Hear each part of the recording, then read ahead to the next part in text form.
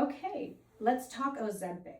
Hi, this is Dr. Campano. So on my last day of beauty, no less than 10 of my patients that day all said that they lost a lot of weight being on Ozempic, which is a GLP-1 agonist. So brand names are Wegovy, and then there's another one, which is Mounjaro, which is a little bit stronger.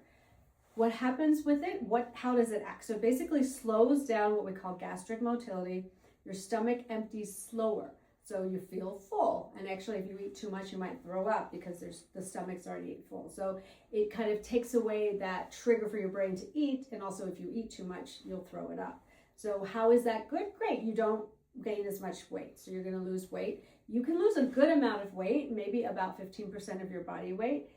How is it bad? You're going to lose of that weight, you're going to lose 30% in your muscle. So we call that sarcopenia. So we can do things like M-Sculpt and other treatments to help you with that. And then what happens to your face? Your face is like a landslide. It kind of goes down. We call it Ozempic face, but I've just seen it in a lot of people. When you touch the skin, it's like you're pulling it. It's a little like pillowy. So what we want to do is maybe potentially use something like Sculptra, which is a biostimulator, to fill things up. Sometimes if the skin is really lax, then I'll do a facelift, face and neck lift, to really lift everything up. So just be careful. It's great to lose the weight, but sometimes there's consequences. And then the second thing is, don't be on that Ozempic forever. Why is that? Because there are some long-term consequences. Now, if you are morbidly obese and you have diabetes, stay on it as long as your endocrinologist tells you. But for those patients who are looking to lose about 15-20 pounds, don't be on it forever, because one of my patients on the day of beauty said, I don't want to stop. I'm losing this weight. I like the way I look. I said, that's great. But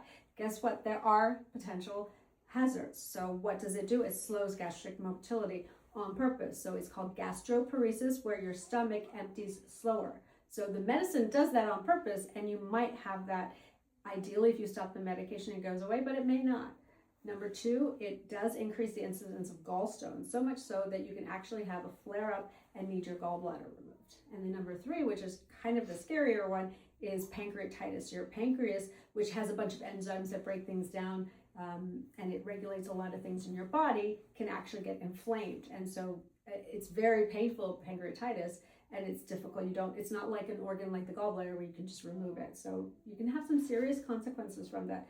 There have been cases, I believe in England, where someone has bowel rupture, which is your bowel. I'm not sure exactly the etiology. I don't know the exact details of that, but that was kind of a headline that I was researching to talk about this, that it talked about. So just be careful.